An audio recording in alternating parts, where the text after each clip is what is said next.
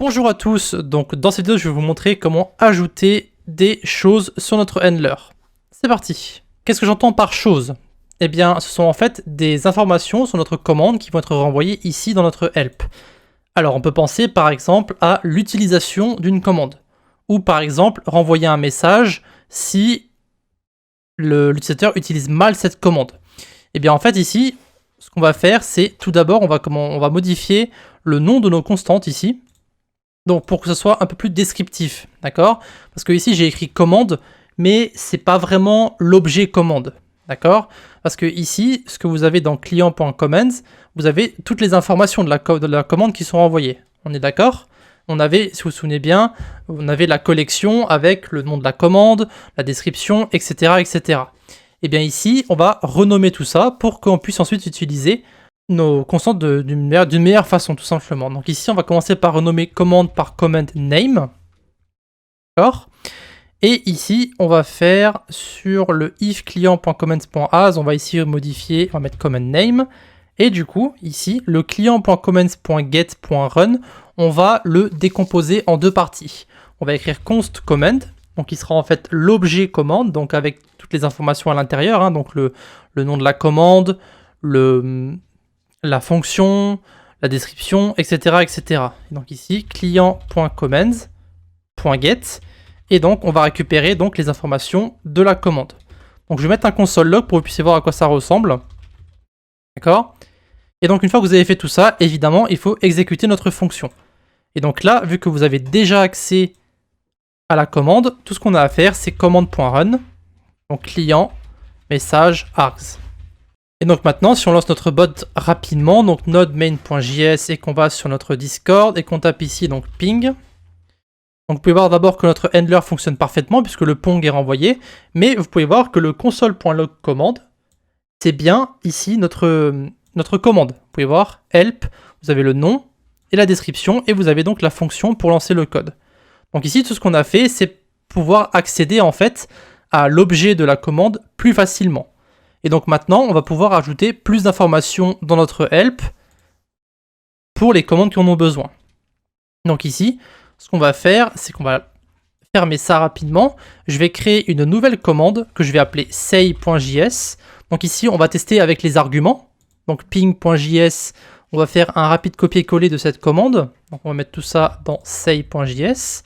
On va modifier, on va mettre say et pour ensuite la description, on va mettre simplement donc répète le message d'un utilisateur. Voilà. Et donc ici, pour le code de la commande, alors je vais peut-être zoomer un petit peu. Pour le code de la commande, ça va être très simple. C'est simplement message.funnel.send et on va récupérer le args. Donc args.join. Comme ceci. Donc ici, en fait, ça va simplement retaper ce que l'utilisateur va mettre dans sa commande. Mais par contre, on ne fait pas de vérification sur la commande. Ça veut dire que si on lance notre bot maintenant, nodemain.js, et qu'on va sur notre Discord, vous pouvez voir que si on fait say lol, là, former un message, le message est renvoyé. Mais par contre, si on met rien, vous allez voir que ça va faire une erreur. Ça va mettre ici, Discord API error, cannot send an empty message. Ça veut dire qu'en gros, on ne peut pas renvoyer un message qui est vide, comme c'était le cas ici. Eh bien, on va rajouter en fait une vérification pour les fichiers qui ont besoin d'une vérification. Donc, on pourrait faire éventuellement une condition sur chaque commande, d'accord? Je vais vous montrer ce qu'on pourrait éventuellement écrire. On pourrait mettre donc if args.length, d'accord? Donc, s'il n'y a pas d'argument, eh bien, on renvoie donc un message.channel.send. Donc, message.channel.send, pas d'argument. D'accord? Donc ici, si on relance notre bot, vous pouvez voir que si on tape la commande, ça renvoie une erreur, pas d'argument.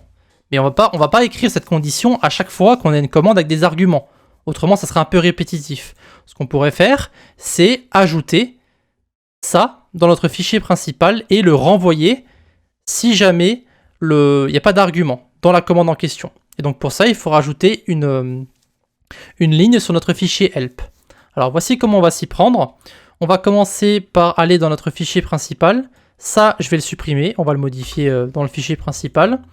Et donc maintenant, ce qu'on va faire, c'est qu'on va faire une vérification. Donc en prenant les informations qui se trouvent dans help. Donc ici, dans notre commande say, et dans ping aussi d'ailleurs, on va ajouter une nouvelle ligne qu'on va appeler args. Et ici, on va mettre un booléen.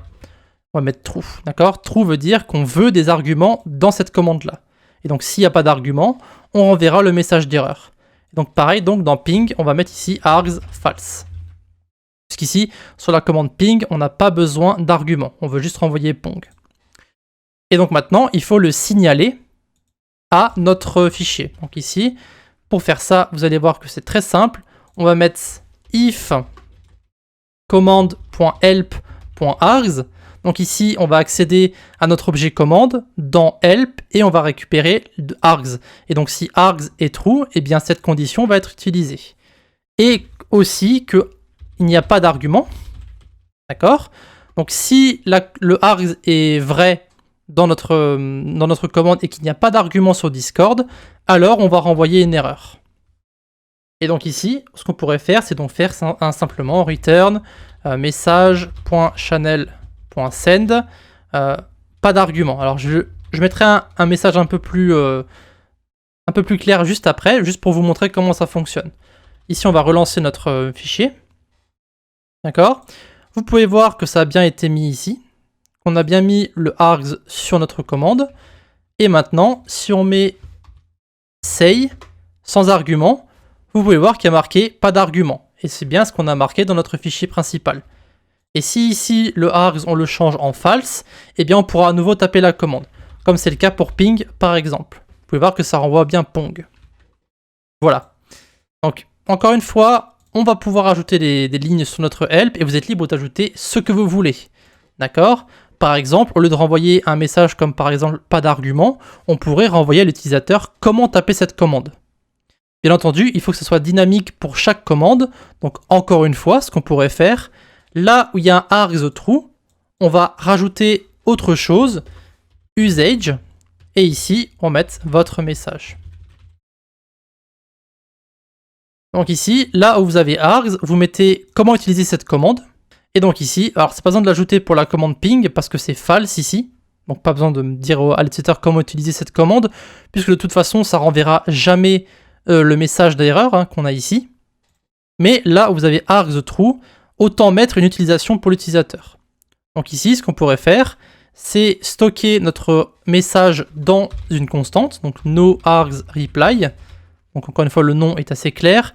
Là où il n'y a pas d'argument, c'est cette réponse qu'on va envoyer. Et donc ici, on pourrait mettre, il nous faut des arguments pour cette commande. Et ici, on va mentionner l'utilisateur de la commande, donc message.author. Voilà, comme ça, si plusieurs utilisateurs vont taper la commande en question, que ça soit renvoyé correctement. Et donc ensuite, quoi qu'il arrive à la fin ici, on va renvoyer no args reply. Mais maintenant, ce qu'on veut faire entre les deux, c'est ajouter cette ligne-là dans notre commande. Donc dans le message qui est renvoyé, pardon. Et donc ici, pour faire ça, c'est très simple. On va mettre if command.help.usage. Ici, on va rajouter une ligne sur notre constante. Et donc pour faire ça, on va utiliser l'opérateur plus égal. Donc ici, ça va rajouter le message qu'on va mettre là à cette commande ici. Enfin, cette constante ici, pardon. Et donc pour faire ça, on va sauter une ligne. Donc on va mettre \n, donc c'est le caractère pour sauter une ligne. Donc voici comment utiliser la commande. Ici, on va mettre encore des backslash backticks. On va en mettre 2. Alors je vous montrerai après comment c'est tapé parce que la syntaxe est assez bizarre. Backslash backtick. D'accord, donc on va taper entre les deux. Parce qu'ici, ce qu'on veut faire, c'est qu'on veut ajouter donc nos constantes directement dans notre message. Mais vu qu'on est déjà dans des backticks, c'est un peu plus complexe à faire. Puis on veut aussi que le message soit renvoyé sur un background noir, comme vous le savez sur Discord. Ne vous inquiétez pas, de toute façon, on va répéter comment ça fonctionne. Donc ici, préfixe. Ensuite, le nom de la commande. Donc command.help.name. Et ensuite, le command.help.usage. Voilà. Alors, ici, il faut aussi marquer le nom de le nom qu'on veut modifier. Donc ici, on veut modifier notre constante no args reply. Et donc ici, on va rajouter le command.l.usage. Alors avant que je vous explique comment ça fonctionne, relançons notre bot. Et ici, on va mettre donc say. Et vous pouvez voir ici, il nous faut des arguments pour cette commande. Ensuite la mention. Et il y a marqué ici, voici comment utiliser la commande. Point d'interrogation, pardon, say et ensuite votre message. Alors ici, les backticks, alors je vais dézoomer un petit peu pour vous expliquer. Ici, les backticks que vous avez ici, c'est pour en fait mettre le nom en noir ici, hein, comme sur Discord. Quoi qu'il arrive, on peut appeler ici les variables préfixes command.l.name et command.l.usage à cause de ces backticks là. D'accord? Mais ceux qui sont là, qui sont échappés avec le backslash, c'est simplement pour mettre le message en noir. D'accord? Ça, ce n'est pas nécessaire. Hein. Voilà. Si on enlève ça, ça ne change absolument rien. Sachant que j'en ai enlevé un ici. Voilà, si on met ça, ça ne change absolument rien. Ça va juste renvoyer le say votre message, mais il ne sera pas en noir. Donc ici, on va laisser ça comme c'est. Et donc ici, ce que vous pouvez faire, pour vous amuser à faire éventuellement, c'est ajouter donc au fur et à mesure, donc un usage, un args, mais vous pouvez aussi ajouter des alias, vous pouvez ajouter des cooldowns, vous pouvez ajouter une fonctionnalité pour le guild only, etc., etc. Donc encore une fois, vous êtes libre de faire ce que vous voulez, vous pouvez ajouter ce que vous voulez, vous pouvez accéder à ces différentes fonctionnalités, enfin ces différentes lignes dans help, en passant par command.help, et ensuite y accéder. Vous pouvez ajouter ce que vous voulez, je répète encore. Ça sera donc tout pour l'ajout donc de args et de usage, donc on va en rajouter encore plus dans la prochaine vidéo où je pense qu'on va parler des cooldowns et ensuite on parlera des alias. A de suite.